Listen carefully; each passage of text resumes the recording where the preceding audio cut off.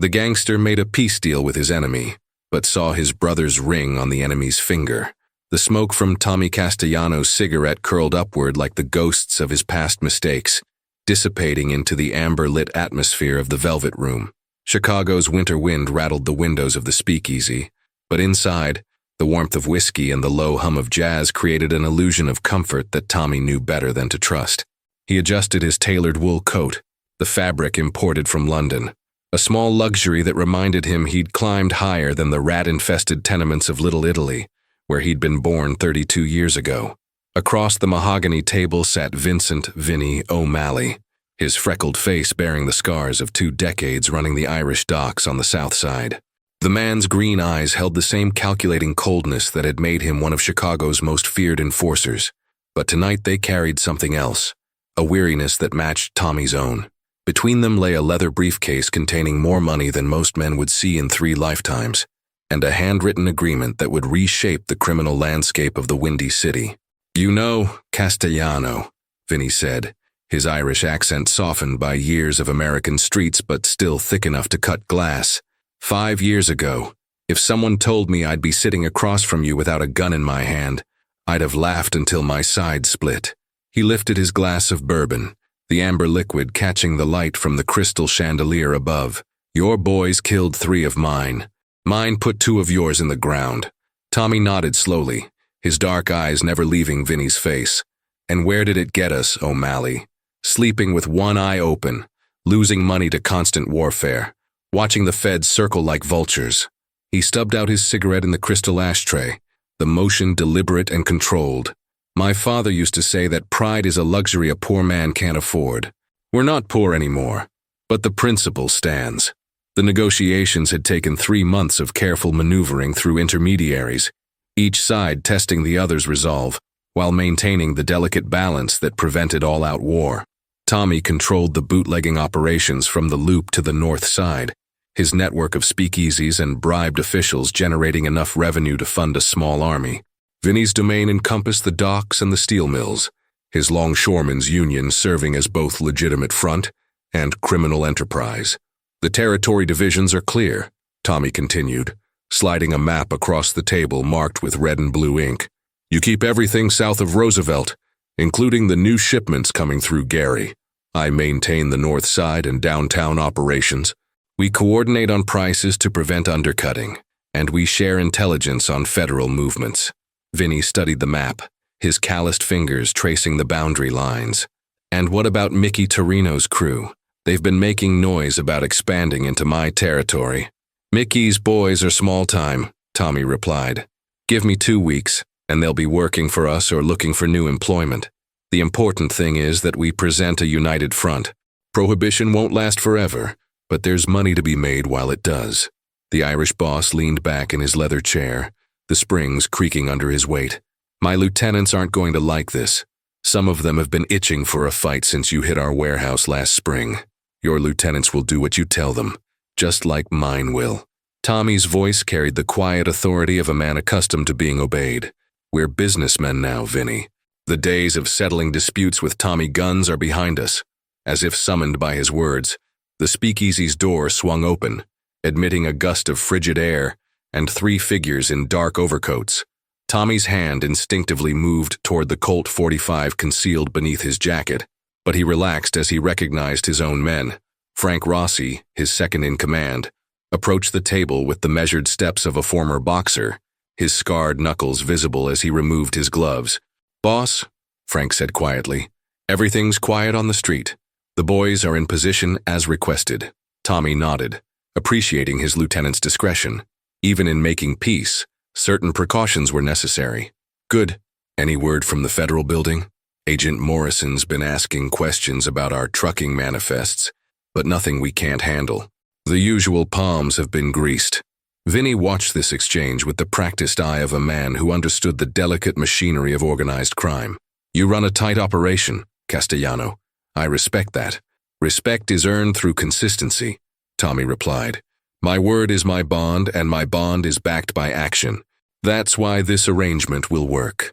The 2 crime bosses spent the next hour finalizing details, their conversation punctuated by the distant sounds of the city. Automobile horns, the clatter of the elevated train, the occasional police siren that reminded them both of the constant danger inherent in their chosen profession. By the time they shook hands, the snow outside had begun to fall more heavily, blanketing the streets of Chicago in pristine white that would be gray slush by morning. "To new beginnings," Vinny said, raising his glass in a toast. Tommy lifted his own whiskey, the cut crystal reflecting the warm light of the room. "To profitable partnerships." As they drank, neither man could have predicted that within 24 hours, the fragile peace they'd constructed would lie in ruins, shattered by a discovery that would reignite a war neither of them could afford to lose. The morning sun struggled to penetrate the thick curtains of Tommy Castellano's Michigan Avenue apartment, casting long shadows across Persian rugs that had cost more than most men's annual salaries. He sat at his mahogany desk, still wearing yesterday's shirt, the events of the previous evening playing through his mind like scenes from a motion picture he couldn't shut off. The peace agreement with O'Malley represented months of careful planning, but something about the Irish boss's demeanor had left Tommy unsettled. A soft knock at the door interrupted his thoughts. "Come," he called, not looking up from the financial ledgers spread before him. Maria Castellano entered carrying a silver tray with espresso and fresh pastry from the Italian bakery on Taylor Street. At 26, she possessed the kind of understated elegance that turned heads without trying. Dark hair pinned in the latest fashion, intelligent brown eyes that missed nothing, and a practical wisdom that had kept Tommy grounded through his rise to power. She was also the widow of his younger brother Anthony, killed 3 years earlier in an ambush that had escalated the conflict with O'Malley's crew. "You didn't come to bed," she said, setting the tray on his desk. "Frank told me the meeting went well." Tommy looked up, noting the concern in her eyes. Maria had lost enough to this life.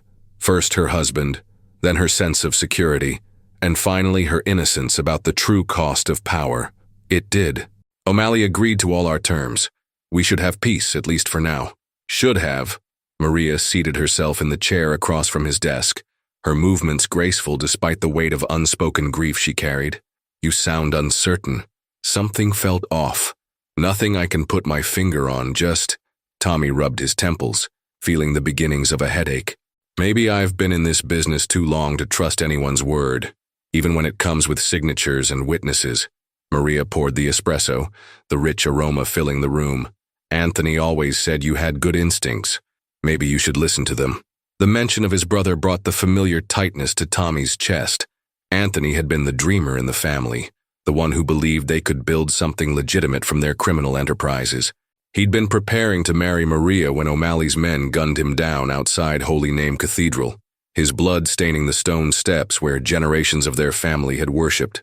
"I've been thinking about expanding the restaurant business," Tommy said, accepting the cup from Maria's hands. "Legitimate operations, proper licenses, maybe even some government contracts. Anthony would have liked that. He would have been proud of what you've accomplished," Maria replied, though her voice carried a note of sadness.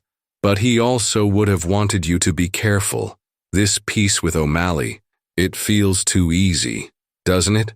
Before Tommy could respond, the telephone rang.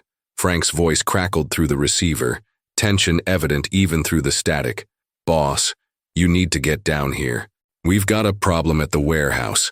20 minutes later, Tommy stood in the loading bay of Castellano Import and Export, watching his men unload crates from a truck that had arrived from Detroit. The warehouse smelled of motor oil and sawdust, the familiar sense of a business that served as both legitimate front and distribution center for his bootlegging operation. Frank approached with a manila envelope in his hands, his expression grim. "What's the situation?" Tommy asked, pulling on his leather gloves against the morning chill. "The Detroit shipment came in light. 3 cases missing, but that's not the real problem." Frank handed him the envelope. "One of our drivers found this tucked under his windshield wiper when he stopped for gas in Gary." Tommy opened the envelope and extracted a single photograph. His blood turned to ice as he stared at the image. Anthony's funeral, taken from a distance with a telephoto lens. In the foreground, he could see himself and Maria standing beside the grave, but it was the circle drawn in red ink around a figure in the background that made his hands tremble. Vincent O'Malley, standing among the mourners with what appeared to be a slight smile on his face. This could have been taken by anyone, Tommy said, though his voice lacked conviction. A newspaper photographer, someone from a rival crew trying to stir up trouble. Maybe, Frank replied. But there's something else. Remember Joey Torino, Mickey's cousin who got pinched last month on the weapons charge? What about him? Word is he's been talking to the feds, trying to cut a deal. Says he has information about Anthony's murder. Frank's voice dropped to barely above a whisper. Says it wasn't just O'Malley's crew that was involved. Tommy felt the careful control he'd maintained for 3 years begin to crack. The peace agreement he'd signed less than 12 hours earlier suddenly seemed like an elaborate charade, a way for O'Malley to get close enough to finish what he'd started. But why kill Anthony and then wait 3 years to make another move? What had changed? Get word to our contacts in the police department, Tommy said, his voice steady despite the rage building inside him. I want to know everything about Joey Torino's arrangement with the federal agents and find out who took this photograph. Already on it, boss. But there's one more thing. Frank hesitated, clearly reluctant to continue. The missing cases from Detroit? They weren't just whiskey. Someone knew exactly which crates contained the Thompson submachine guns we ordered. Tommy stared at the photograph again, studying every detail. In the background, barely visible in the grainy image, he could make out the silhouettes of other figures he didn't recognize.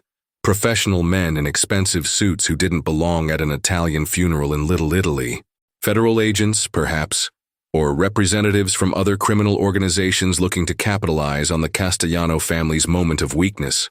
Double the security on all our operations, he ordered, and send word to our allies in New York and Detroit. If this is bigger than just O'Malley, I want to know about it before anyone else makes a move. As Frank departed to carry out his orders, Tommy remained in the warehouse, the photograph clutched in his hands. The image of his brother's funeral had been meant as a message. But what kind of message? A threat, a boast, or perhaps a warning about something even more dangerous on the horizon. The morning sun had finally broken through the clouds, casting harsh light through the warehouse windows and illuminating the dust motes that danced in the air like memories that refused to settle. Tommy folded the photograph and slipped it into his coat pocket, next to the peace agreement he'd signed with such optimism the night before.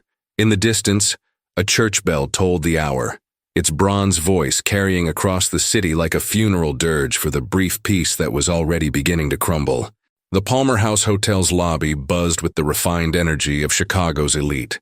Businessmen in three-piece suits discussing stock portfolios, socialites planning charity galas, and politicians whose public faces masked the private deals that truly ran the city. Tommy Castellano sat in a leather armchair near the grand staircase, his newspaper providing cover while he observed Vincent O'Malley's arrival through the hotel's revolving doors. The Irish boss moved with the confidence of a man who owned whatever room he entered, his expensive overcoat and polished shoes marking him as someone who'd transcended his dock worker origins. But it was the way he carried himself, shoulders back, eyes constantly scanning, one hand never far from his coat's interior pocket, that identified him as a predator masquerading as a gentleman. Tommy folded his newspaper and approached, extending his hand in greeting. "Vinny, thanks for meeting me on such short notice." "Of course," O'Malley replied, his handshake firm but brief, "though I have to say your message sounded urgent. Problems with our new arrangement already? Let's discuss it over lunch." I reserved a private dining room. The hotel's restaurant occupied the entire second floor, its crystal chandeliers and mahogany paneling creating an atmosphere of old-world elegance that attracted Chicago's power brokers. Tommy had chosen the Palmer House deliberately, public enough to discourage violence, private enough for sensitive conversation, and neutral territory that belonged to neither man's sphere of influence. They were seated at a table overlooking State Street, the bustle of afternoon traffic providing a steady background hum. O'Malley ordered the beef tenderloin. Tommy chose the lake trout, though he had little appetite for either. The photograph from the warehouse burned like a coal in his jacket pocket, but he'd learned long ago that patience was often more valuable than confrontation.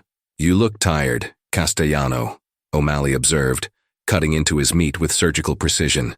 "The responsibilities of leadership weighing on you.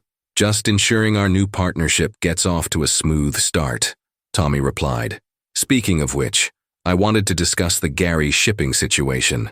My sources tell me there's been some unusual activity at the docks. O'Malley paused, his fork halfway to his mouth. What kind of activity? Federal agents asking questions about manifests, increased security patrols, that sort of thing. Nothing we can't handle, but it requires coordination between our organizations. I haven't heard anything unusual, O'Malley said, though Tommy noticed the slight tension in his voice. My boys would have reported any federal interest. Tommy nodded, filing away the response for later analysis. Perhaps it's nothing, but in times like these, information is more valuable than territory. Which reminds me, I've been curious about something. He reached into his pocket and withdrew the photograph, placing it face down on the table between them. A mutual acquaintance gave me this. Said it might interest me. O'Malley set down his fork, his green eyes fixed on Tommy's face. And what might that be? Tommy flipped the photograph over, watching carefully for O'Malley's reaction. The Irish boss looked down at the image, his expression unreadable, but Tommy caught the slight tightening around his eyes, the involuntary response of a man recognizing something he'd hoped would remain buried. Interesting gathering, Tommy said casually. During my brother's funeral 3 years ago. You can imagine my surprise when I noticed you in attendance. O'Malley leaned back in his chair, his hand moving instinctively toward his coat. A lot of people attended that service. Anthony was well respected in the neighborhood. True, but most people who attended actually knew him. Tommy's voice remained conversational, but his eyes had gone cold. You and Anthony never met, did you? In fact, your crews had been shooting at each other for 2 years by that point. Perhaps I was paying my respects to a worthy opponent. Perhaps. Or perhaps you wanted to see the results of your handiwork firsthand.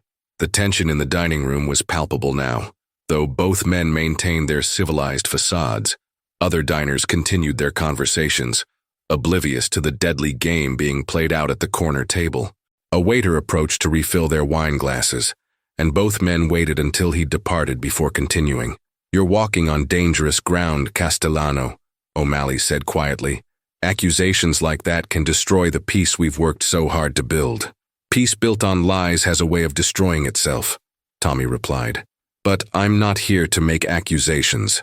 I'm here to understand the truth. O'Malley studied him for a long moment, then reached for his wine glass. As he lifted it, Tommy's attention was drawn to his hand, specifically to the gold ring on his right pinky finger. The ring was distinctive, a heavy signet bearing an intricate Celtic design that caught the afternoon light filtering through the restaurant's windows. Tommy's breath caught in his throat. He'd seen that ring before, in a photograph his mother kept on her bedroom dresser.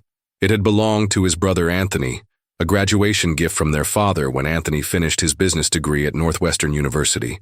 The ring had been Anthony's most prized possession, never removed from his finger except when he bathed.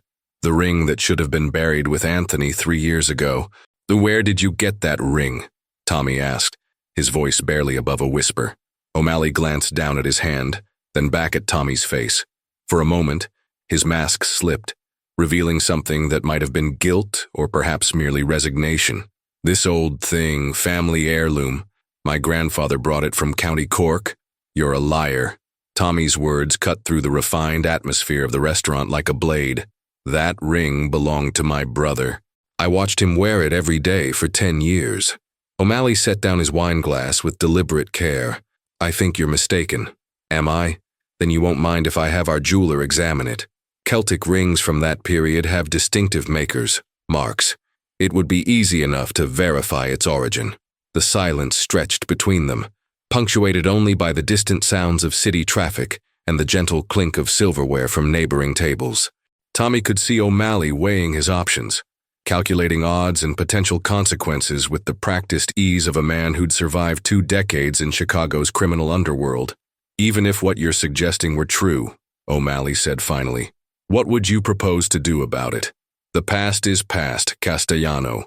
Nothing can bring your brother back, but something can ensure justice is served. O'Malley's laugh was bitter. Justice? In our line of work? You're more naive than I thought. Tommy leaned forward, his voice dropping to a whisper that somehow carried more menace than any shout. That ring didn't come off Anthony's finger by accident, which means someone took it. Someone who wanted a trophy, or perhaps proof for whoever ordered the hit. Careful, Castellano. You're painting yourself into a corner. No, Vinny. I'm painting you into one. The two men stared at each other across the table, the pretense of civilized negotiation finally abandoned.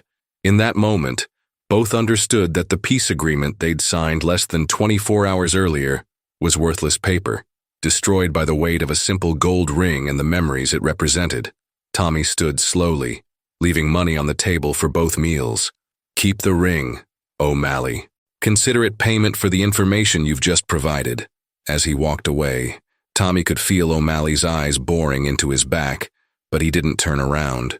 There would be time for confrontation later, after he'd assembled all the pieces of a puzzle that was beginning to reveal a picture far more complex than simple gang warfare. Outside the Palmer house, Chicago's winter wind cut through his coat like a knife, but Tommy barely felt the cold. His brother's ring was alive and well, adorning the hand of the man who'd likely ordered his murder. The question now was not whether war would come, but how quickly he could prepare for it. In the distance, church bells chimed the hour, their bronze voices carrying across the city like a countdown to inevitable violence. The Union Station platform thrummed with the controlled chaos of evening rush hour, businessmen clutching briefcases, families laden with luggage, and the ever-present railroad workers whose calloused hands kept Chicago's commercial lifeline flowing. Tommy Castellano stood in the shadows beneath the great arched ceiling, watching as Vincent O'Malley's lieutenant, Sean Murphy, supervised the unloading of wooden crates from the Detroit Express. 48 hours had passed since the revelation of Anthony's ring. 48 hours during which Tommy had mobilized every resource at his disposal to uncover the truth behind his brother's murder. What he'd discovered had shaken his understanding of Chicago's criminal hierarchy and revealed a conspiracy that reached far beyond the traditional Irish-Italian territorial disputes. Frank Rossi materialized beside him, moving with the silent grace of a man trained in violence. In the surveillance paid off, boss. Murphy's been making regular runs to Detroit for the past 6 months. Always the same train. Always the same cargo manifest. Weapons? Tommy asked, though he suspected the answer would be more complex. Some, but mostly information, passenger manifests, shipping schedules, federal surveillance reports. Frank's voice dropped to barely above a whisper. Someone's been selling our movements to the highest bidder. Tommy felt the familiar rage building in his chest, but he forced it down. Emotion was a luxury he couldn't afford, not when the stakes had grown beyond personal vengeance to encompass the survival of his entire organization. Who's the buyer? That's where it gets interesting. According to our contact in the telegraph office, Murphy's been communicating with someone in Washington. Government letterhead, classified routing codes. The implications hit Tommy like a physical blow. Federal agents didn't just buy information from small-time criminals, they cultivated assets over months or years, building cases that could destroy entire criminal networks. If O'Malley had been feeding information to the authorities, then Anthony's murder hadn't been about territory or revenge. It had been about eliminating someone who'd gotten too close to the truth. What did Anthony know? Tommy asked, more to himself than to Frank. Maybe nothing or maybe everything. Frank handed him a leather portfolio. I found these in the safety deposit box Anthony rented under his business name. Bank manager said he visited it regularly, always alone, always carrying documents. Tommy opened the portfolio and felt his world shift beneath his feet.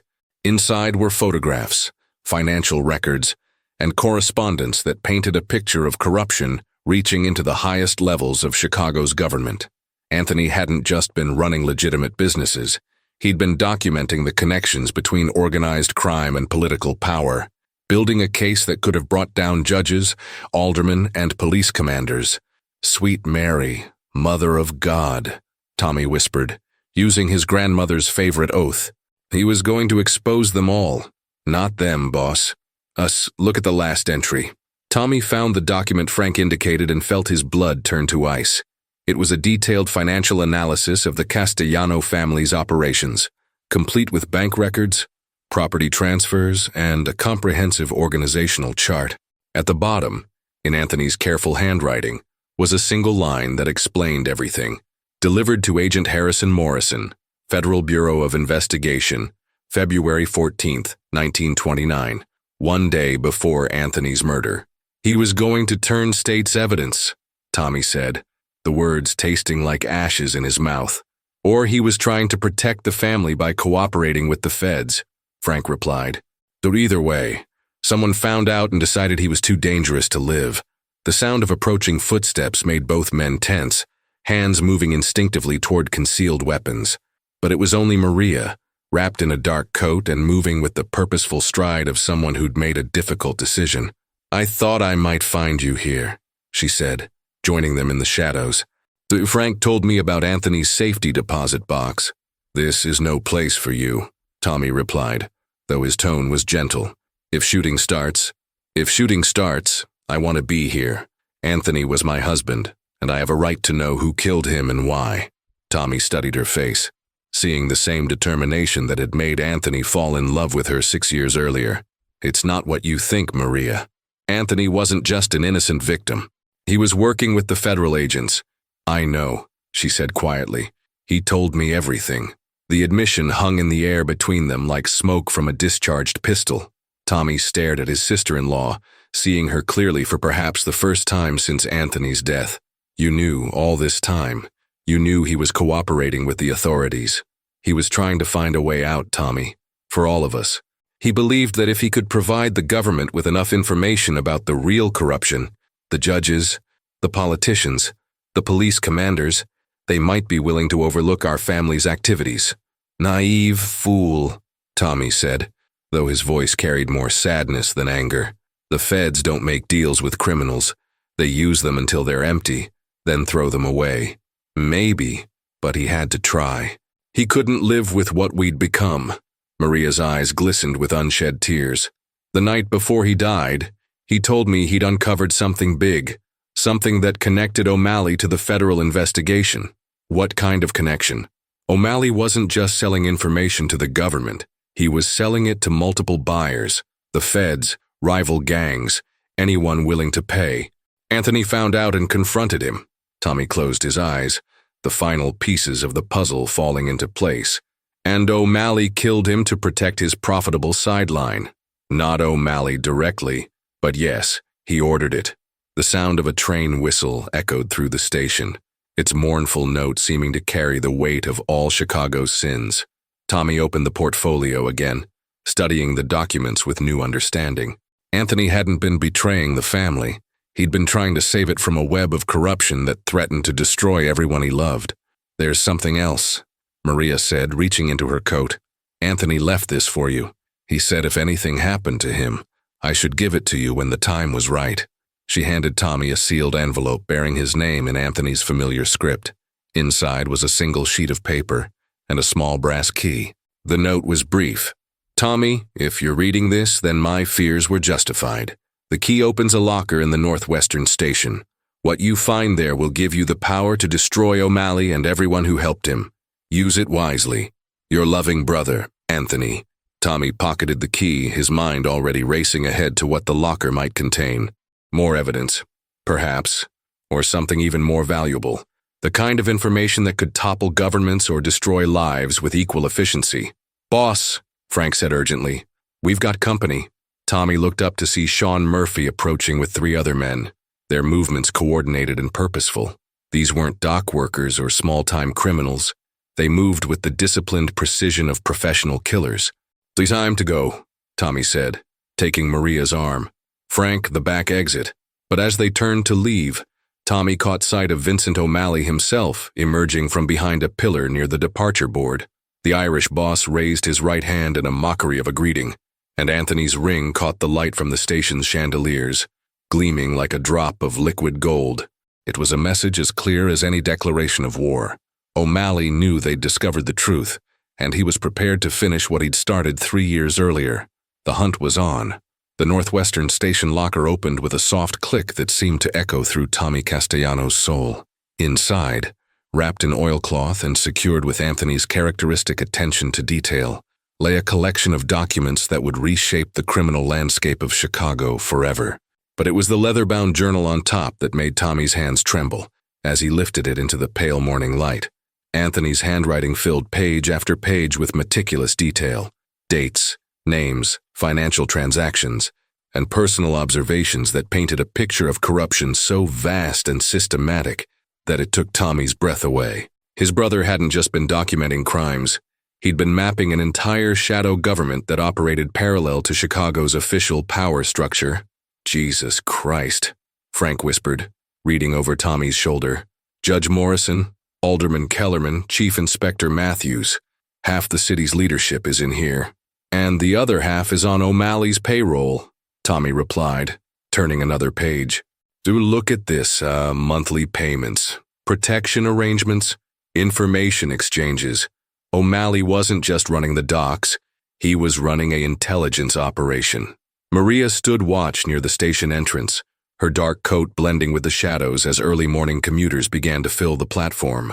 The weight of her husband's secret had been lifting gradually since she'd shared it with Tommy, but she could feel the danger closing in around them like a noose. O'Malley's men had been asking questions throughout Little Italy, and it was only a matter of time before they traced the family to this location. There, Tommy said, pointing to an entry dated 3 days before Anthony's murder. O'Malley received $5,000 from Agent Morrison for information about our Detroit connection, but look at the notation underneath. Frank squinted at Anthony's careful script. Payment rejected. A to C. Suspects federal involvement in territory disputes. What does that mean? It means Anthony figured out that the feds weren't just investigating us. They were manipulating us, creating conflicts between families to make us easier to control or eliminate. Tommy felt a cold rage building in his chest. They weren't trying to stop organized crime. They were trying to organize it under federal supervision. The journal's final entry, dated the morning of Anthony's death, contained a revelation that made Tommy's blood run cold. Meeting with V.O. tonight. Plan to confront him about federal arrangement and demand he terminate cooperation. If he refuses, we'll present evidence to T and let family justice prevail. Cannot allow Maria to suffer for my mistakes. God forgive me for what I've done and what I may have to do. He was going to handle it himself, Tommy said quietly. The noble fool was going to confront O'Malley alone and got himself killed for his trouble, Frank replied. But he left us the ammunition to finish the job. Tommy closed the journal and secured it inside his coat. The evidence Anthony had gathered was comprehensive enough to destroy O'Malley's organization and implicate dozens of government officials in criminal conspiracy. But using it would also mean exposing his own family's activities to federal scrutiny, a risk that could prove as dangerous as O'Malley's bullets. Boss, Maria called softly. Black sedan, 3 o'clock. Moving too slow for normal traffic. Tommy glanced through the station window and saw the vehicle she'd indicated. Its occupants were trying to appear casual, but their constant surveillance of the station entrance marked them as professionals. Time to leave, Frank. You take the journal and get it to our lawyer. Tell him to prepare multiple copies and arrange for simultaneous delivery to the Tribune, the federal prosecutor's office, and the state attorney general. What about you? I'm going to end this the way it should have ended 3 years ago. Tommy checked his pocket watch. 8:47 a.m., nearly 3 hours until his planned confrontation with O'Malley at the Velvet Room. But first, there's someone I need to see. 20 minutes later, Tommy stood in the receiving parlor of St. Alphonsus Church, waiting as Father Mackenzie finished his morning prayers. The old Irish priest had ministered to Chicago's criminal underworld for 4 decades, offering absolution to killers and comfort to widows with equal compassion. His white hair and lined face testified to the weight of secrets he'd carried, confessions he'd heard, and souls he'd tried to save. Tommy Castellano, Father Mackenzie said, emerging from the chapel. It's been too long since you've darkened these doors. I need your help, Father. Not for absolution, but for justice.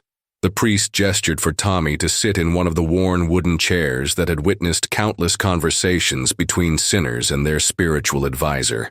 Justice and vengeance are different things. My son, which are you seeking? Tommy withdrew Anthony's ring from his pocket, the one he'd taken from O'Malley's finger during their final confrontation an hour earlier. The Irish boss hadn't expected Tommy to visit his private office, hadn't prepared for the fury of a brother who'd finally learned the truth about his sibling's death. O'Malley confessed everything before he died, Tommy said quietly. How he'd been selling information to the highest bidder, how Anthony discovered his operation, and threatened to expose him. How he ordered the hit to protect his arrangement with the federal agents. Father Mackenzie studied the ring, recognizing it from Anthony's funeral mass. And now Vincent O'Malley has received his judgment. Swift and final. But his death doesn't answer the larger question. What happens to the evidence Anthony gathered? Do I use it to destroy the corrupt officials who enabled O'Malley's operation, even if it means exposing my own family to federal prosecution? The priest was quiet for a long moment, his weathered hands folded in contemplation. Your brother believed in redemption, Tommy. He thought people could change, institutions could be reformed, justice could prevail over corruption. Perhaps his death wasn't in vain if it leads to the changes he envisioned. Or perhaps it was the naive dream of a good man who underestimated the depths of human greed and governmental corruption. Perhaps, but dreams have power, my son. They inspire actions that outlive the dreamers. Father Mackenzie leaned forward, his blue eyes intense with conviction. Anthony left you a choice. Perpetuate the cycle of violence and corruption, or break it. What would he have wanted? Tommy knew the answer even before the question was fully asked. Anthony would have chosen justice over vengeance, reform over revenge, even if it cost him everything. The brother who'd tried to build legitimate businesses while documenting the corruption around him would have wanted his evidence to serve a purpose greater than mere retribution. He would have wanted the truth to matter more than family loyalty, Tommy admitted, the words feeling like a betrayal even as he spoke them. Father Mackenzie nodded slowly. Then you know what you must do. Tommy stood, slipping Anthony's ring back into his pocket. Outside, Chicago's morning bustle continued oblivious to the seismic shift occurring within the stone walls of St. Alphonsus. The evidence that could topple a shadow government lay in Frank Rossi's capable hands, awaiting Tommy's decision on its ultimate destination. There will be consequences, Tommy said. Federal investigations, arrests, trials. Some innocent people will be hurt along with the guilty. There are always consequences to standing for justice, my son. But there are also consequences to standing for nothing. As Tommy left the church, the morning sun had burned away the last of Chicago's winter fog, revealing the city in sharp, unforgiving detail. The streets he'd controlled through fear and violence stretched before him, but they looked different now. Smaller somehow, less significant in the face of his brother's moral legacy. Maria waited by his car, her dark eyes searching his face for some indication of his decision. The journal goes to the newspapers and the federal prosecutor. All of it. Tommy opened the passenger door for her, a gesture of courtesy that felt like a small rebellion against the brutality that had defined his life.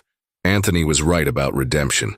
Sometimes you have to tear down everything you've built to create something worth having.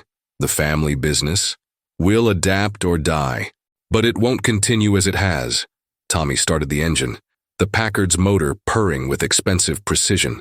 O'Malley's death bought us time, but not much. The federal agents he was working with will need new sources of information. Some of our rivals will try to move into the vacuum his organization leaves behind. And us. Tommy pulled away from the church, driving through neighborhoods where his name was spoken with equal measures of fear and respect. Little Italy, where his grandmother still lit candles for his soul. The Loop, where his legitimate businesses generated enough income to support a small army. The Docks, where O'Malley's death had left a power vacuum that would soon attract ambitious men with violent intentions. We survive, we adapt, we become what Anthony envisioned, a family business that serves the community instead of preying on it. Tommy's hands tightened on the steering wheel. It won't be easy. Some of our people won't understand, won't accept the changes. There'll be resistance, maybe violence. But Anthony died believing in something better than what we were. The least I can do is try to build it. 3 hours later, Tommy stood in his office overlooking Michigan Avenue, watching as federal agents swarmed through the building's lower floors. The journal's contents had been delivered as promised, triggering a cascade of arrests and investigations that would reshape Chicago's political landscape for decades to come. Frank Rossi entered without knocking, his face grim. Judge Morrison's been arrested, Chief Inspector Matthews too. Word is they're talking, trying to cut deals. Let them talk. The truth was going to come out eventually. Tommy poured 2 glasses of whiskey from the crystal decanter on his desk. Good Irish whiskey, he noted with bitter irony, Probably imported through O'Malley's network. What about our people? Confused. Mostly. Half think you've lost your mind, the other half are waiting to see which way the wind blows. Frank accepted his glass but didn't drink. Mickey Torino's crew is already making moves on our north side territory. Then we'll have to remind them why that's a bad idea. But we do it smart this time. Evidence, witnesses, legal consequences. No more bodies in the Chicago River. Frank stared at him as if he'd spoken in a foreign language. Boss, with respect, that's not how this business works. Then maybe it's time to change how the business works. Tommy raised his glass in a toast. You to Anthony Castellano, dreamer, idealist, and the best man among us. They drank in silence as the city stretched out below them, its millions of inhabitants going about their daily lives unaware that the hidden structures of power were crumbling around them. In the distance, church bells tolled the noon hour, their bronze voices carrying across Chicago like a promise that somewhere, somehow, justice might still prevail over corruption. Tommy opened his desk drawer and withdrew Anthony's ring, the gold warm against his palm. Tomorrow he would return it to Maria, along with the deed to a legitimate business that bore her late husband's name. The Castellano criminal empire would adapt or perish, but Anthony's vision of redemption would live on in the choices his older brother made each day. Outside his window, Chicago continued its eternal dance of ambition and corruption, violence and hope. But in one small corner of that vast urban maze, a gangster had chosen to honor his brother's memory by pursuing something more valuable than power or profit, the possibility that even the most corrupted souls could find their way back to the light. The war was over. The hard work of peace was just beginning.